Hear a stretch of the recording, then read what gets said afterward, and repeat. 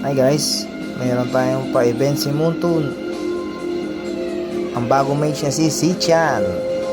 Bago mo siya makuha, may mga task kang pwedeng gawin. Pwede mong bilhin ng Dias or BP.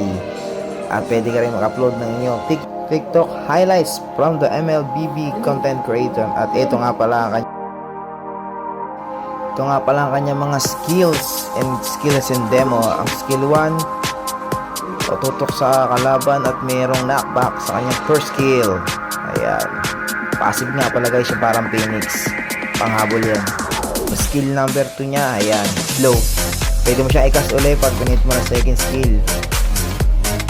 At ang kanyang ulti, eto, makikita niyo kanyang ulti. Ay iba, may pagkahawig kay Parasa.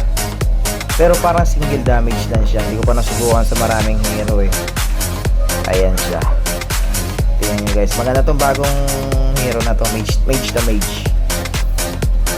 Second, pwede nyo pinutin ulit para mas mabilis siya pumotok. First skill, back, may knockback yung huli, back, Phoenix, angas. Itong bagong hero, ito yung ulti, parang si Parsa, may pangawig. Kasi isang ano lang. Ayan, napakaganda na itong bagong hero na to.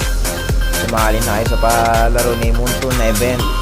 Mag-upload ng video according kay Sichan. I-upload sa kanyang posting site. I-post nyo lang. Baka guys, pwede ako ngayon ng konting like and subscribe sa video na to. Konting small creator lang tayo. Sana nag-umpisa pa lang. Pasensya nyo na edit. Hindi tayo pro, pero pag-ayos yun sa ulit.